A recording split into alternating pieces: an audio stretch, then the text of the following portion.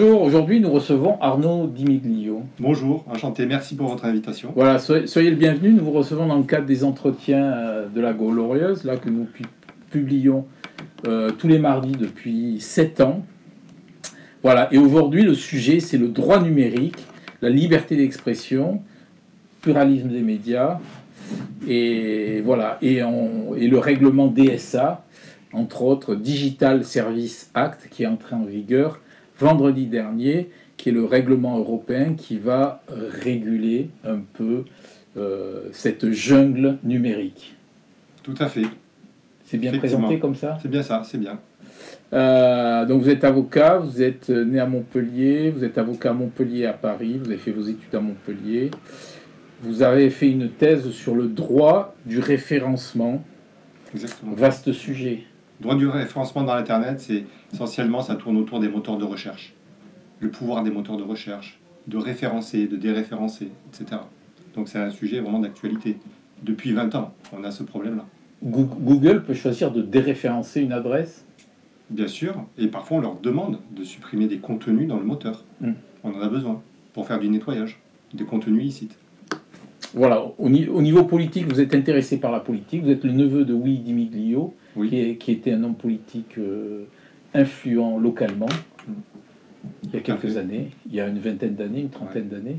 Oui, il était député, président du district, il a eu plusieurs mandats, beaucoup de mandats. Président du district ? Oui, il a consacré sa vie à la politique. D'accord, ok. Très bien. Donc, avant de passer aux questions, donc la une du numéro 1048 là, de la Glorieuse, pour Montpellier, capitale de la culture, les promoteurs distribuent les goodies. Immobilier, culture du lèche-béton. Ça vous inspire ? Oui, parce que cette candidature, elle est intéressante quand même sur le plan culturel.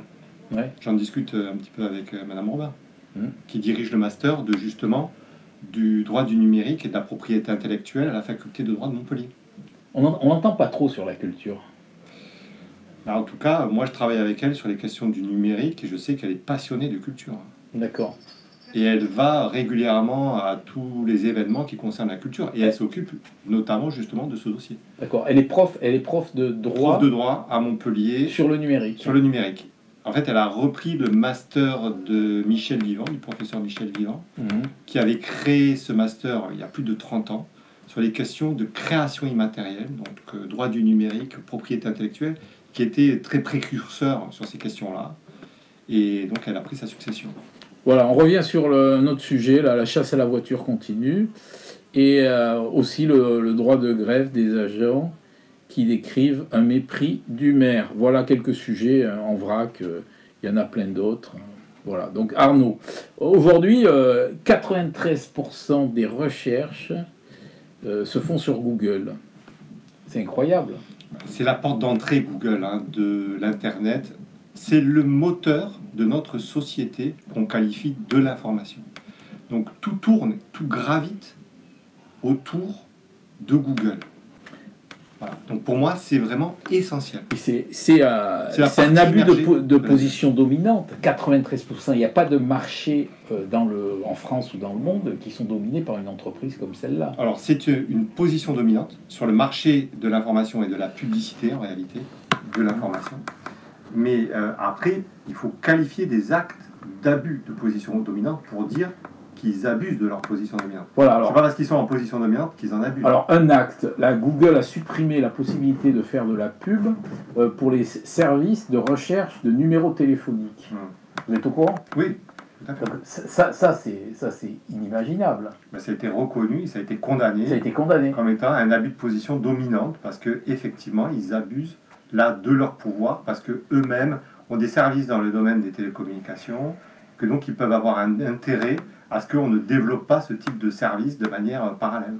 Voilà, alors un autre truc, on se fait référencer, on a une entreprise, je prends un hôtel ou un restaurant, on se fait référencer automatiquement, sans qu'on ne demande rien. Il y a des gens qui disent du bien, mais il y en a qui disent du mal.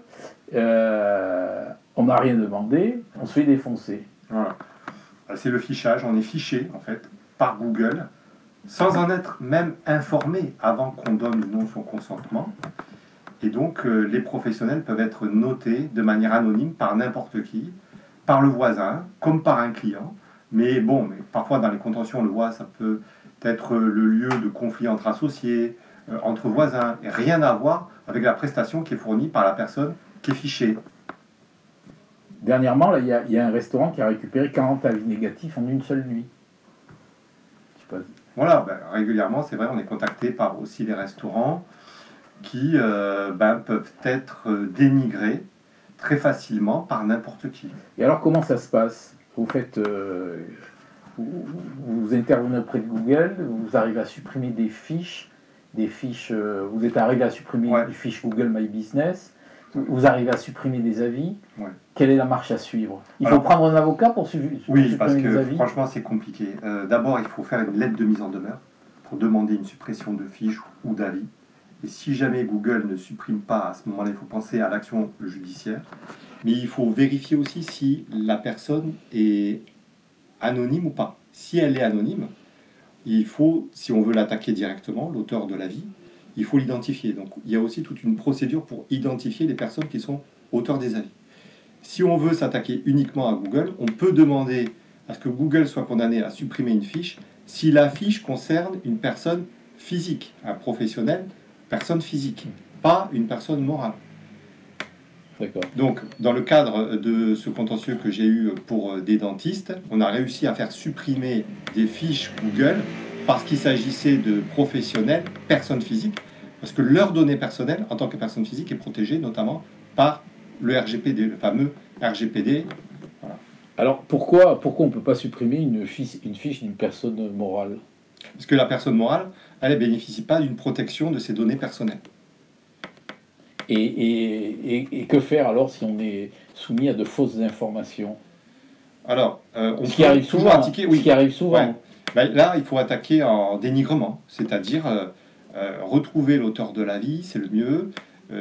Attaquer en dénigrement, oui, moi ça m'est déjà arrivé de supprimer des avis et d'attaquer en référé pour faux avis. Et vous envoyez un recommandé à Google et Google vous donne le nom de la personne qui a déposé cet avis. Non, alors il faut faire une requête auprès du président du tribunal pour que le président autorise Google, en sa qualité d'hébergeur, à nous communiquer les données d'identification, sachant que c'est de plus en plus difficile parce que la réglementation est venue renforcer l'anonymat, ce que je dénonce depuis plusieurs années parce que je trouve ça complètement absurde, alors qu'on n'arrête pas de se plaindre de l'anonymat en ligne, que notre garde des Sceaux, lorsqu'il a été intronisé, il a dit qu'il fallait lutter contre l'anonymat en ligne. Et bien, à rebours, le législateur a adopté des lois pour renforcer l'anonymat en ligne.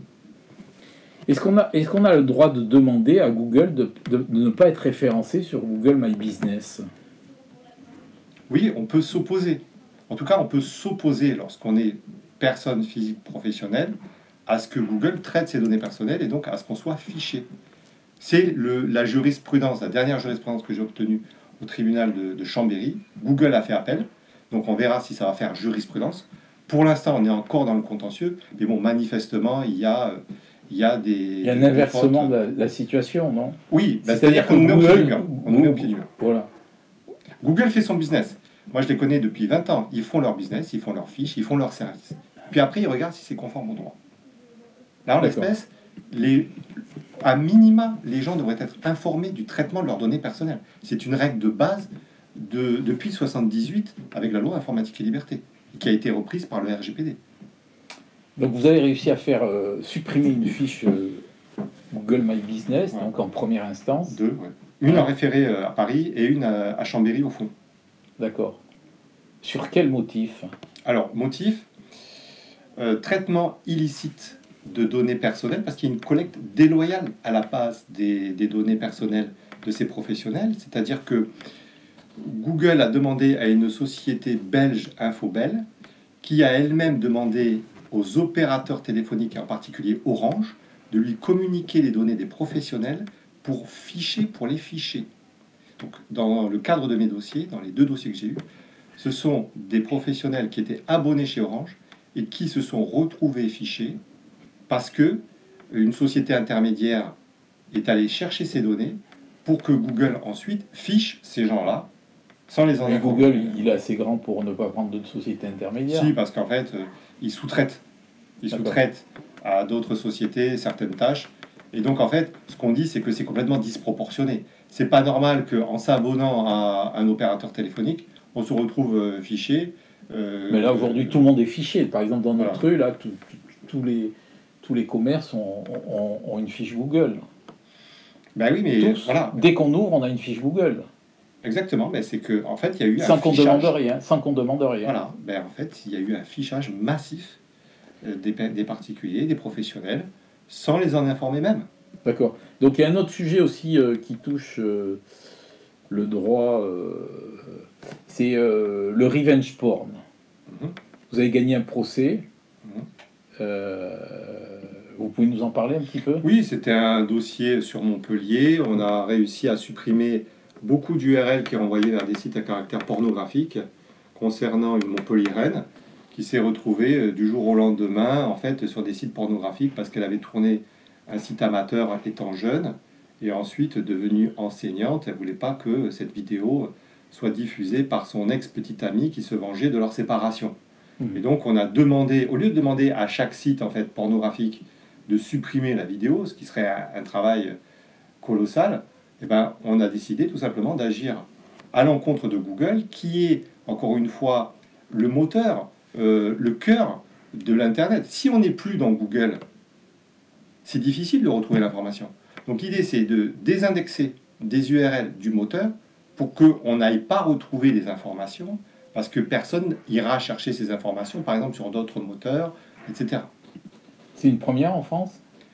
Oui, c'était... Oui, je crois qu'on peut dire que c'était une première en France. Il y a eu ensuite d'autres affaires en référé, mais au fond, oui, c'est une première sur Montpellier d'avoir réussi à condamner Google à désindexer ses URL, et également on a réussi à retrouver la personne qui avait fait ça et à le condamner.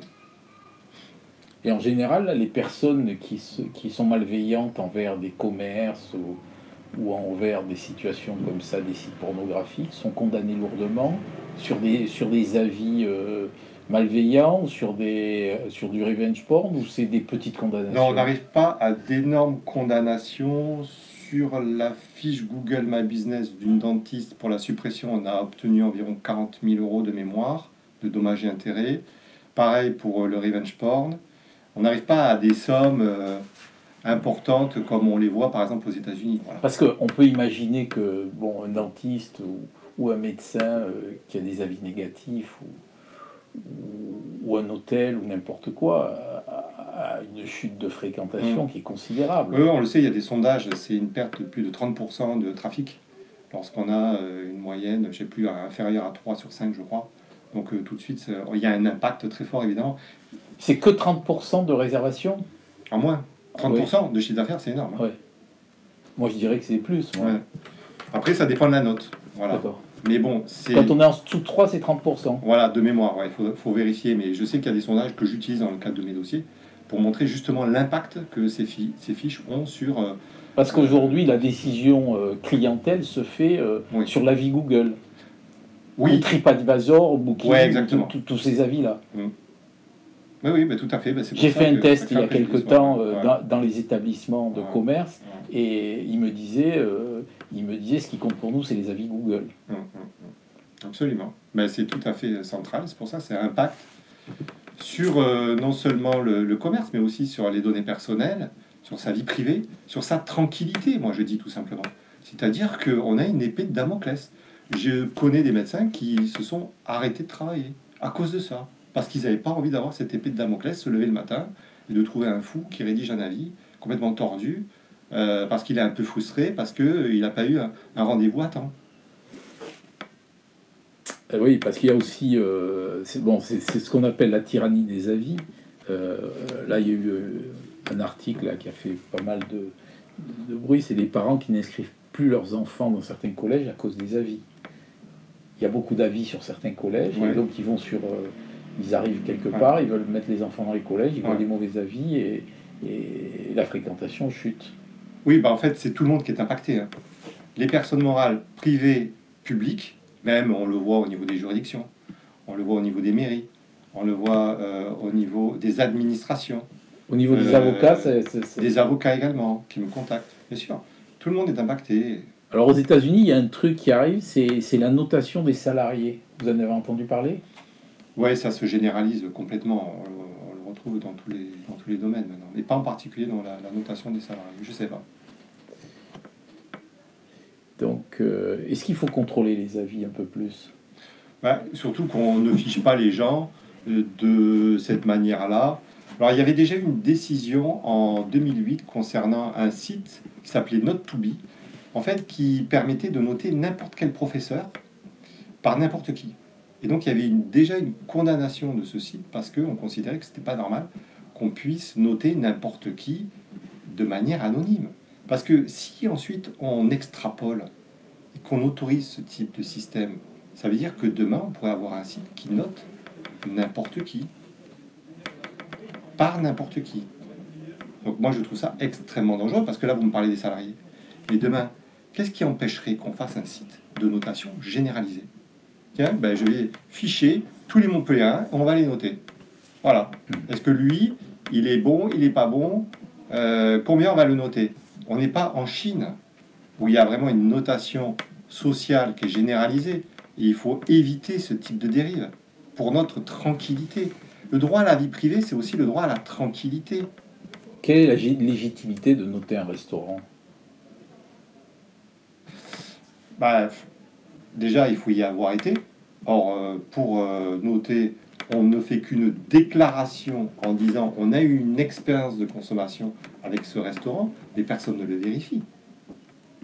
Donc il ne faudrait pas, par exemple, publier en même temps que son avis de notation, comme le font certains guides, la note du restaurant, scannée. C'est-à-dire? C'est-à-dire qu'avec votre publication, vous publiez la note du restaurant, la facture du restaurant, voilà, bah scannée. Oui, mais tout à fait. Mais tout à fait. Pareil. Puis même, les gens peuvent diffuser leur avis de manière anonyme. Il faudrait qu'au minimum, on puisse avoir leur identité, qu'on puisse les identifier. Parce qu'aujourd'hui, depuis une loi du 30 juillet 2021, on ne peut plus identifier ces personnes-là à des fins de procédure civile. C'est ce que je disais tout à l'heure. Il y a eu un renforcement de l'anonymat qui est complètement absurde, qui est le fait d'interprétation de la Cour de justice de l'Union européenne par l'impulsion de fournisseurs d'accès et d'associations plus ou moins libertaires, qui en sont venus à renforcer complètement l'anonymat. Donc aujourd'hui, je ne peux plus faire d'identification à des fins de procédure civile. Si par exemple, demain, une personne diffuse un avis dénigrant concernant un restaurant, je ne pourrai plus dire il s'agit donc d'un dénigrement et donc communiquez-moi l'identité de cette personne. Je suis obligé de passer par une autre qualification, celle de publicité trompeuse par exemple, parce qu'il s'agit d'une infraction qui punit d'une infraction supérieure à 1 an de prison, et que donc là je pourrais faire ma demande. Mais on nous met des bâtons dans les roues. Donc alors qu'on ne cesse de dénoncer le vide juridique qu'il y a sur Internet, on en rajoute. Est-ce qu'on peut dire que la Cour européenne protège Google et les GAFA? Alors ça, c'est la Cour de justice de l'Union européenne. C'est à se demander, franchement, quand on voit les interprétations qu'il y a eu. Alors on ne sait pas si c'est au niveau européen, parce que moi je ne fais pas la même lecture d'autres juristes. Et je pense qu'on aurait peut-être traduire différemment cette jurisprudence dans notre droit interne, sans qu'on arrive à ces excès. Donc on ne sait pas si c'est au niveau européen ou au niveau national. Mais bon, on sait qu'il y a quand même des accords entre les GAFA et par exemple la Commission européenne, concernant Google, concernant la lutte contre la désinformation par exemple. Donc oui, bien sûr, on peut imaginer qu'il y a une sorte de lobby, et on le sait. C'est pas un secret c'est pas un secret de polichinelle. On sait très bien qu'il y a des lobbies au niveau de l'Union européenne concernant les GAFA. Alors nous, il nous est arrivé quelque chose. Nous, on est libre, voilà, on donne la parole à tout le monde. Et nous, sur YouTube, nous avions interrogé Denis Agré, qui est un médecin qui est anti-vax. Et donc la vidéo a été supprimée par YouTube. Alors ma question, est-ce que c'est à YouTube de faire la police des contenus? Moi, je pense on nous a dit que c'était une plateforme et que la plateforme, elle choisissait ce qu'elle voulait. Donc si elle ne voulait pas, elle ne nous prenait pas. On a constaté effectivement avec cette épidémie du Covid une censure de millions de vidéos sur YouTube, sur le fondement des conditions générales de YouTube, parce que YouTube, dans ses règles, dans ses conditions générales, a dit Si vous diffusez un contenu qui est contraire au consensus sanitaire de l'OMS et des autorités locales en matière de santé, on supprime votre vidéo. Donc on va bien au-delà de ce que dit le droit national. Le droit national, il ne dit pas qu'on n'a pas le droit de diffuser un contenu contraire à un consensus sanitaire. Donc il y a une censure en amont. C'est-à-dire que, et justement avec le DSA, le règlement DSA, on reconnaît ce pouvoir au GAFA de faire la loi. Ce que je dis, c'est qu'on leur reconnaît la possibilité d'adopter de telles règles, et donc ce qui conduit ensuite à une censure, parce que tout simplement, ils vont appliquer leurs conditions générales. Et on vous dira, ah oui, mais c'est écrit dans les conditions générales. Oui, mais on peut peut-être déjà, en amont, contester le fait qu'on reconnaisse ce pouvoir-là à ces GAFA de faire la loi, parce qu'il s'agit ni plus ni moins que de personnes privées. Est-ce que c'est normal qu'une personne privée fasse la loi? Et en fait, ils font la loi, pourquoi? Parce que justement, ils sont en position dominante. Et qu'on est obligé de passer par eux. Pourquoi? Parce que si on ne diffuse pas notre Pourquoi vidéo, la Cour européenne, quand même, qui alors, on n'est pas encore arrivé jusque-là. Les contentieux n'en sont pas là. Moi, non, mais voilà. Même les tribunaux de Montpellier, ils voient cette puissance. Alors, il y a eu des condamnations en Allemagne, à Dresde, ex-RDA de mémoire, de YouTube, pour avoir supprimé des contenus contraires au consensus sanitaire. Ah oui. Il y en a eu. Mais bon, il y a eu 2 décisions qui se battent en duel, je veux dire, qui sont rares. Vous avez déjà... Oui, moi j'utilise ces jurisprudences dans mon contentieux. Non, mais vous avez eu des clients qui ont eu des vidéos supprimées, ah, oui. Et qui vous ont demandé d'attaquer YouTube. Oui, j'ai 2 contentieux en cours concernant des suppressions de vidéos donc sur le Covid, parce que Google a considéré que, donc YouTube appartient à Google, Google a considéré que ces contenus étaient contraires à leurs conditions générales. Mais comment on peut expliquer qu'une société qui soit en abus de puissance, en plus, soit pas réglementée de façon drastique par la concurrence et par les tribunaux européens et les tribunaux français? C'était soi-disant l'objectif du règlement DSA, de lutter contre le pouvoir des GAFA, de lutter contre les contenus, contre la haine en ligne.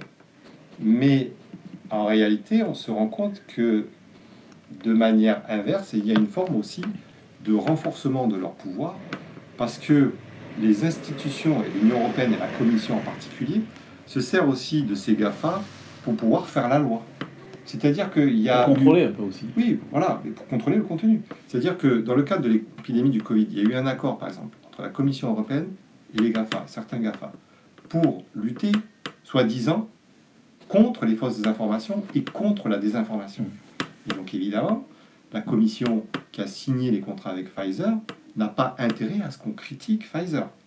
Donc, on va dire, il s'agit de contenu qui est contraire à la politique sanitaire, au consensus, et donc on supprime les vidéos. Voilà. Alors le 31 août, là, il se passe plein de choses en ce moment. L'énorme régie publicitaire mondiale qui s'appelle Taboola et qui propose ces articles qu'on qualifie dans la presse de putaclic, a pris une amende européenne de 650 000 € pour publicité frauduleuse parce qu'ils ne contrôlaient pas leur contenu et parce qu'ils avaient une approche faussement éditoriale. Ce sont tous les articles qui sont en dessous des grands sites. Voilà, par exemple, par exemple, le Midi Libre a ces articles-là. Il y a beaucoup de médias qui utilisent ces articles faussement publicitaires pour faire du clic.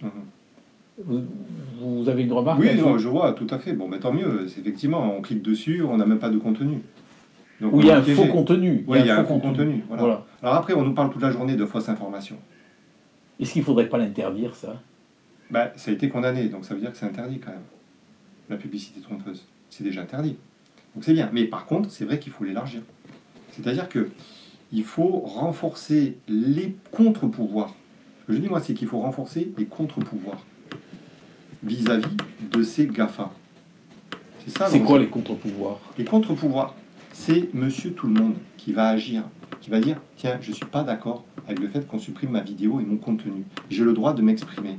J'ai le droit au pluralisme des médias. » Il y a quand même des services de presse en ligne comme François qui bénéficient d'un CPPAP, le certificat CPPAP, Ouais. la Commission paritaire des publications et agences de presse, le certificat IPG, information politique et générale, qui ont vu leur chaîne YouTube supprimée par une plateforme comme YouTube, alors que la loi de décembre 2018 qui vise à lutter contre la manipulation de l'information dit qu'au contraire, il faut mettre en valeur ces contenus-là, parce qu'ils sont reconnus par la CPPAP.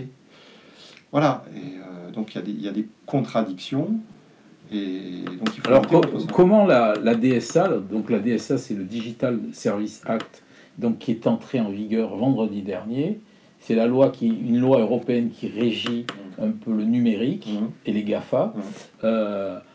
Comment il prévoit de limiter la domination de ces grandes plateformes? Alors, en créant, en fait, donc c'est le règlement DSA, effectivement, qui est entré en vigueur pour les très grandes plateformes et les très grands moteurs vendredi dernier. Mais pour le reste des plateformes, ça va rentrer en vigueur en février 2014. Donc, en fait, le règlement, ce que je dis, c'est qu'il présente des bénéfices et des risques. Et au niveau des bénéfices, on a un renforcement quand même des obligations de ces plateformes, de ces fournisseurs de services intermédiaires et des moteurs, avec des obligations de mettre en place des systèmes de plainte interne, avec la possibilité de recourir à un arbitre pour régler les litiges, avec des obligations de respecter la charte des droits fondamentaux lorsqu'ils vont supprimer des contenus, par exemple. Mais d'un autre côté, il y a des risques, parce que justement, on leur reconnaît la possibilité de faire la loi, entre guillemets, sur le fondement de leurs conditions générales.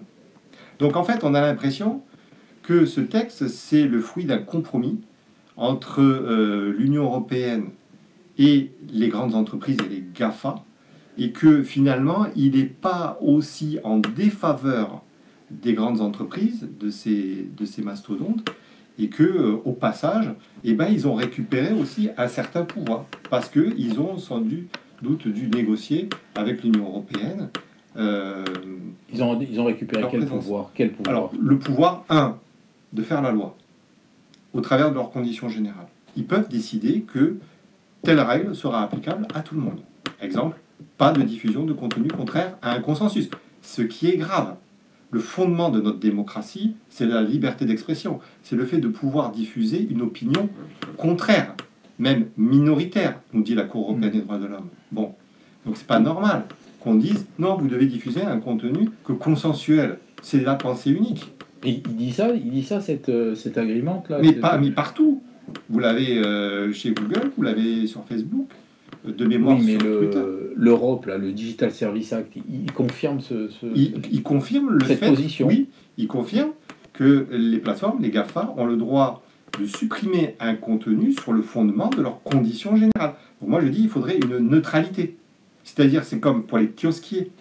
Les kiosquiers, ils n'ont pas le droit de dire « Tiens, mais telle revue, elle ne me plaît pas, moi je ne partage pas les opinions politiques de tel magazine, je ne vais pas le mettre en kiosque. » Non, il y a une obligation de neutralité. Bon, ces plateformes, c'est pareil. Ce sont des kiosquiers. Elle est où la neutralité? Pourquoi il n'y a pas de neutralité? Qu'ils fassent respecter la loi, et encore, on pourra avoir un débat là-dessus, mais qu'en plus, ils rajoutent à la loi, ça, c'est pas normal.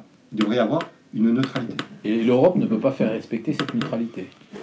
Actuellement, elle n'existe pas. C'est-à-dire, elle existe pour les opérateurs de télécommunications, elle existe pour les kiosquiers, mais elle n'existe pas pour ces grandes plateformes et ces grands moteurs.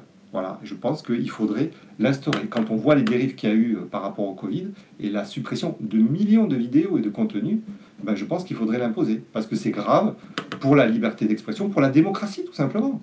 C'est pas à des personnes privées, fussent-elles importantes, de faire la loi. C'est tout. Après, il n'y a pas que ça, parce qu'en plus, on leur reconnaît quand même le pouvoir de décider si tel contenu est ou non contraire à la loi. Il y a ça aussi quand même. C'est-à-dire que ce sont ces plateformes qui vont nous dire « Oui, vous respectez la loi ou vous ne respectez pas la loi. » Alors bien sûr, après, on peut faire une plainte en interne. Et ensuite, si on n'est pas d'accord avec la décision de la plateforme, on peut faire un recours devant un arbitre. C'est ce qu'on appelle le règlement extrajudiciaire des litiges. Et ça, je pense que c'est une bonne chose. Parce que c'est vrai que les affaires devant les tribunaux sont longues, coûteuses. Et là, on a instauré en fait une nouvelle procédure qui existait déjà pour le règlement des litiges concernant les noms de domaine. On l'a élargi en gros.